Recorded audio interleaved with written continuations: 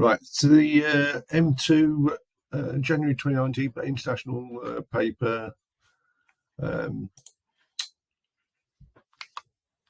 that's the moment's question. So we've got Planck, A, B, rest in equilibrium. We've got this fixed pole here it's leaning on. It's on rough ground, so there's going to be some friction stopping it sliding. Because the coefficient of friction between the plank and the ground. The pole is a rough horizontal base, so there's friction here as well. It gives you the cos of the angle theta, well, the normal reaction, and the coefficient between the plank and the pole. So let's do the forces first of all. We've got the weight obviously acting down in the middle, that's 20 newtons. I'll call that RA, the reaction at A, and there's some friction at A as well. The pole's trying to move down this way, so there's going to be friction acting in the right direction. It's a normal reaction at C, perpendicular to sort of the rod, and the friction at C as well, and that's all the forces. Tells us that the mu down here was a quarter, and that the cos of that angle is 0.8. Right, we're going to do moments about A at the bottom. I need this perpendicular distance for the 20, and that is 2 the cos of the angle. This is the adjacent side in that right angle triangle, so that length is 2 multiplied by the cos of theta. So if I do RC multiplied by 2.5, because that 2.5 is the perpendicular distance for the RC, that's equal to 20 times 2 cos theta.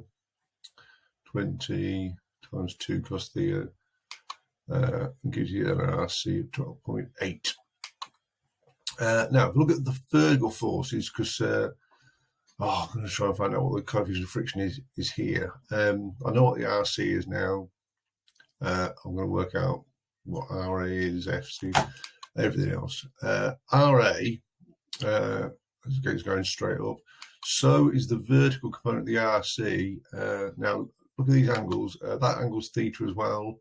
This one is 90 minus theta, so that's a theta. That's a 90 minus theta, and that one's a theta. So the vertical component of the RC is RC cos theta. And there's one more force acting was the component of the friction at C. That's going to be F. That's going to be F, the friction multiplied by the cos of that angle, which is 90 minus theta. So it's FC sine theta. That's going to equal the downforce, which is 20. I know what the RC is. That's 12.8. Multiplied by the 0.8 gives me 10.24. And then I've got the FC, which I don't know, but I do know what sine theta is. That's 0.6. I could do that by doing cos squared plus sine squared equals 1. And that's equal to 20. So the RA plus 0.6 FC is 9.76. If I look at the horizontal forces, I've got the friction at A up to the right, also the component of the friction at C, which is FC times cos theta, and that's going to be equal to the horizontal component of the RC, which is going to the left, which is RC cos of 90 minus theta, or RC sine theta. So the friction at A, well, that's equal to mu times R, mu times RA. The FC times cos theta is 0.8 times FC, and that's equal to RC, which is 12.8 times sine theta. So 12.8 times 0.6, which is 7.68. And I've got two simultaneous equations here with the RA and FC. I just want the FC really, because I need the coefficient of friction at C. So if I multiply this one by 4, so it says RA, multiply this by 4, and I'll write 30.72, and then take this over, minus 3.2 FC. I could then replace this with this, and then I'll just get an equation in FCs. So 30.72 minus 3.2 FC plus the 0.6 FC is 9.76.